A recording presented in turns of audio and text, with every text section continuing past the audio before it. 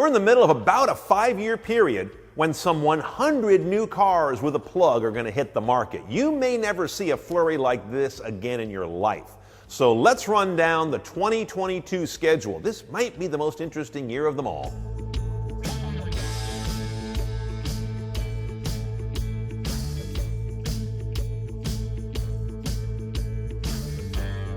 Now, it should go without saying that you've noticed the hottest thing in electric cars is electric trucks. Started with the Ford F-150 Lightning. Now, that vehicle is in pre-orders. It'll start delivering in 2022. Most notable are the fact that it's got a low base of $40,000, though you'll be hard-pressed to get one at that price, of course. And it's so normal. It looks and feels like a regular F-150, a key strategy from Ford. It's got incredible specs for power and performance, for towing, and for being gouged at the dealership. Ford's having to rein in their dealers who know the pre-order list is long and people are going to be impatient. So as they arrive, you're going to see some extra markup, which is too bad because that blunts one of its key features, which is a very affordable price, at least in terms of its value. But it has kicked off the era of the electric pickup.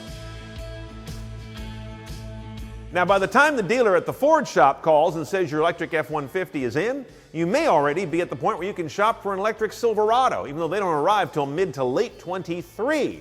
That's going to have 400 miles of range and GM's all-new impressive Ultium battery and electric system. This is completely different from the Chevy Bolt that is currently giving the division a black eye. You might also notice that the Silverado is going to have pretty advanced Super Cruise driving automation and what they call Ultify cloud-connected services. It's going to be an interesting comparison compared to the more derivative electric F-150. Then you ask, what about Ram? Much further in the future, an electric Ram truck's not expected until 2024, so we have no specs or much to talk about right now. Now let's get to the alternative brands. What about Lordstown? Looking a little wobbly as it has in the past. CEO and CFO resigned in 2021 over overstating allegations about the amount of interest they had in their vehicles and perhaps a little bit of a cash issue. And then there's Tesla's Cybertruck, now delayed to Q1 of 23, a vehicle that you thought was going to be in this video for delivery in 22. And I suspect that Q1 23 is not the last delay we'll see for the Cybertruck. It's okay with me. The longer it takes for that ugly thing to be on the road next to me, the better. Can anyone make electric more normal than Toyota? Maybe not, but they'd have to have an electric car first, and that will be arriving in the mainstream sense for the first time with something called the BZ4X.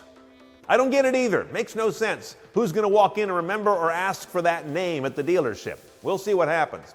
I do hope it's available all in one color and not just with those contrasting fenders I see in most photos, which remind me of the cheap black plastic bumpers on the early BMW X3s. When the BZ4X does arrive, though, it's going to kick off a vehicle that's going to be aimed at the sweet spot of the American car buyer, the compact crossover. This will be Toyota's first mainstream battery electric vehicle. They're very familiar with electrification, but it's all been on the hybrid side for the most part. The BZ4X will have 250 miles of range in a front-wheel drive configuration. I believe the all-wheel drive range is still TBD as of today. Now, the BZ4X will have two other versions from stablemates or partners. There will be the Subaru Solterra, which will be as similar as its BRZ is to the Toyota 86 in the sports car world. And then there may be a Lexus derivative. This is still a little murky, but they may pick up the BZ4X platform in general and size and turn that into a pure electric compact Lexus crossover. Then there's the Nissan ARIYA. Probably prettier than anything you ever thought would wear a Nissan badge. It looks really good. It also costs more than probably anything you thought would wear a Nissan badge, starting at $47 or so. The ARIYA will, like so many others, be a 300-mile range vehicle, though that does drop to 265 miles if you get this high-performance all-wheel drive version. And it should also have a new Nissan semi-autonomous driving mode that I hear is going to be pretty impressive. Now, BMW is another one of the standard bearers when it comes to making a truly great benchmark crossover, and in this case, the iX50 is the one to think about.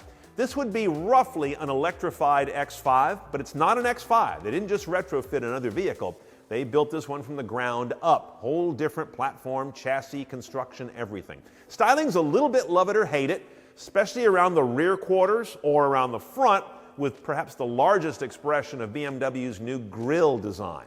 But hey, this is a company that survived the bangle butt era, so they can survive anything.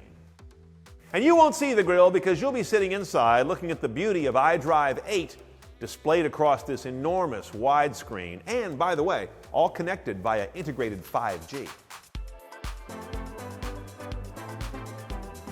The Hyundai Ioniq5 has been one of our favorites in anticipation, and it's going to be a big hit, I'm almost certain. Look at that thing. Yeah, that's a Hyundai. Absolutely gorgeous. 40 to 55,000 base before tax breaks. That'll take a little adjustment for some people who don't associate that price with a Hyundai, but again, tax breaks. 300 miles of range, of course. Overall, we see this as being perhaps the most credible competitor to the Tesla Model Y if we were shopping with your money. And if you want a slightly different take on the Ioniq5, go check out the Kia EV6. Same basic underpinnings and structure, but done with the Kia language instead. Now let's say you want something a little bigger and a little more conventional, to be honest, compared to the Ioniq5 and the EV6. Then you'd look at the Kia Sportage, the 2023 model, which I think carries over some nice design cues from the very premium and popular Kia Telluride. And when it arrives in late 22 with a potential plug-in hybrid powertrain, now it's kind of perfect. Now, when you pull up alongside the next generation of the Mitsubishi Outlander with a plug-in hybrid powertrain, you probably won't even know it. So normal and identical does it look to the conventional vehicle, but that's okay because that little hidden secret delivers 54 miles of all-electric range, at least on the European cycle. Let's say it's 40 or 45 when it's US rated. Still, for a pretty big vehicle to get that kind of range, and enough range for many owners to drive all-electric most days, that's pretty impressive. The 250-mile range VW ID.4 is of course not new for 22. However, what is new is they're moving production from Germany to Chattanooga, Tennessee, in a vast plant that's being retooled for this kind of vehicle. What that may set up in the future is for it to have more availability and volume, and perhaps lets the price come down from its current 40 plus to maybe something in the mid to upper 30s as a base. That is a big psychological difference. Then there's the Volvo C40 Recharge, not the XC40. The C40 is a little coupe crossover.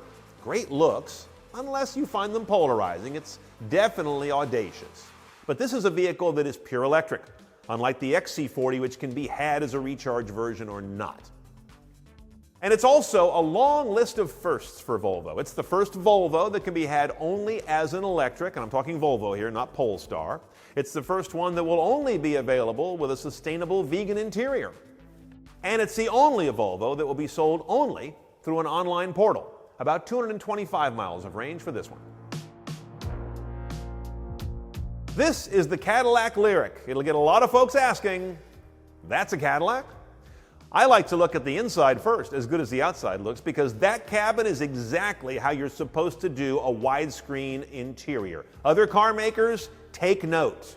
Now, the launch edition is already sold out. LYRIQs supposedly start at $60. Probably has never been one sold at that price yet.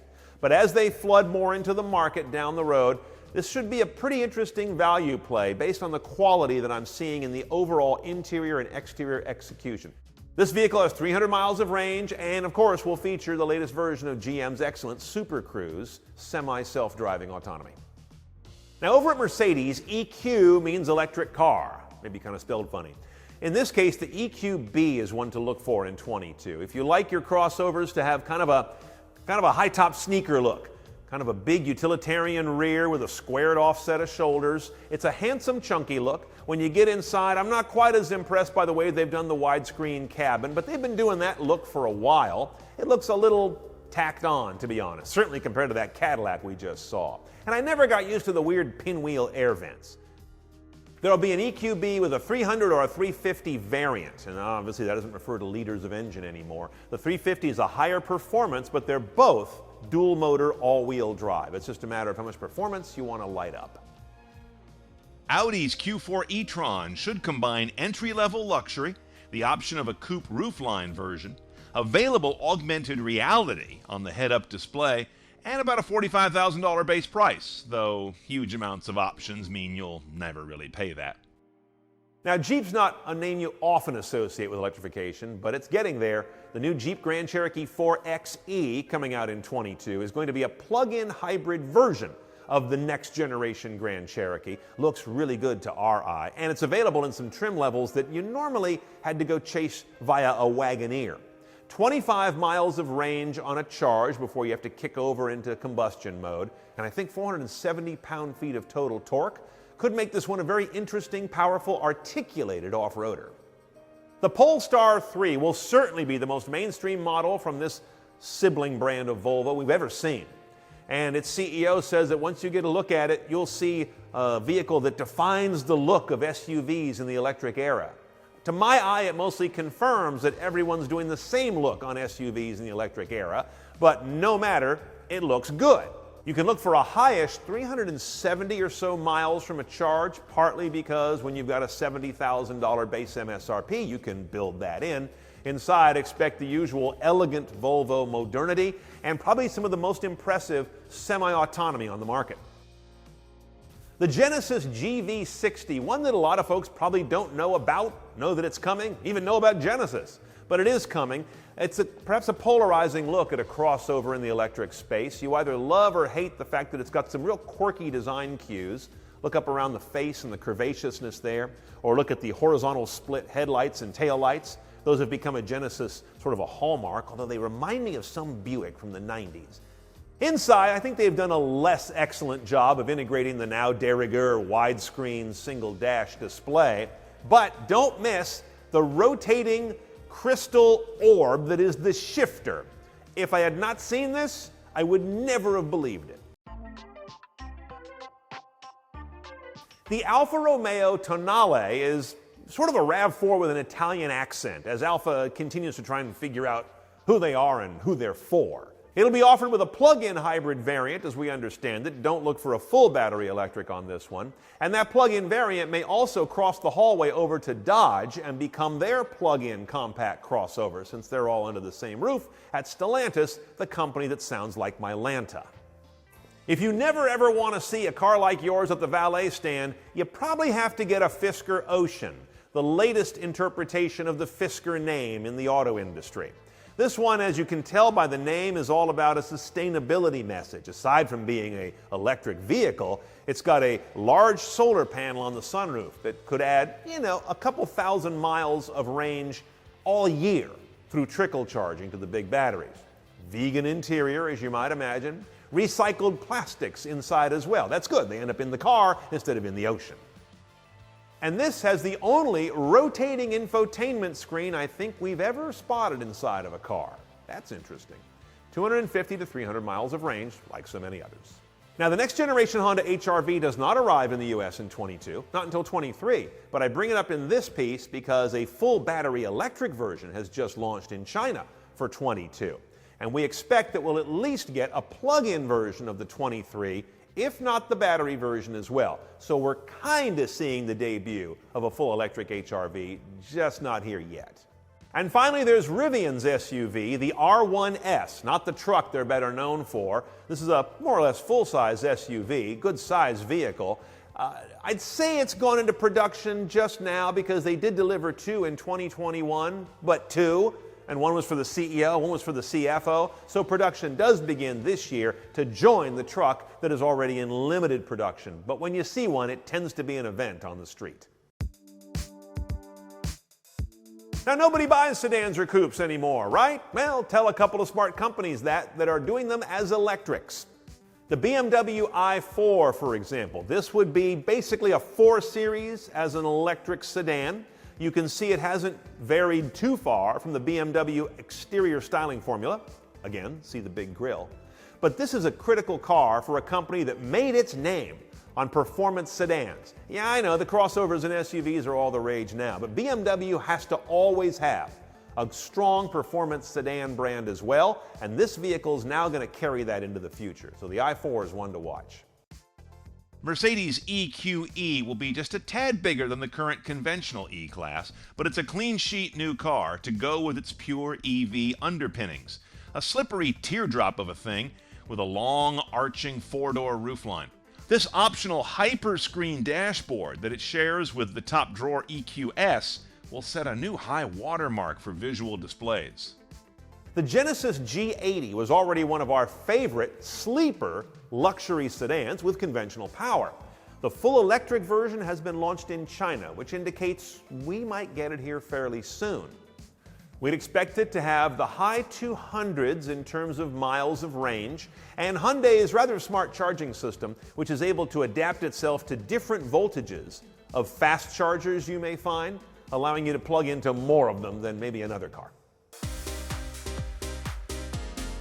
Got a couple exotics for you. These are not normally thought of as electric cars, but it's happening there too. The Ferrari 296 GTB returns a V6 to the middle of a Ferrari for the first time since the Dino. We're going back decades. But of course, in this case, coupled with a plug-in hybrid powertrain component.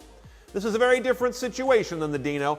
820 horsepower total combined, and obviously a significant amount of that horsepower and torque comes from the snap of an electric motor. That's going to be different than getting 820 any other way, and probably more grin-inducing. As is the beautiful styling on this thing. Certainly from the front, I think it's the prettiest thing Ferrari makes this side of the Roma. And finally, Maserati may launch its first full EV in the next generation Gran Turismo, possibly this year. It's so speculative we don't know what it would look like terribly well. No specs, but we do know what it's going to sound like.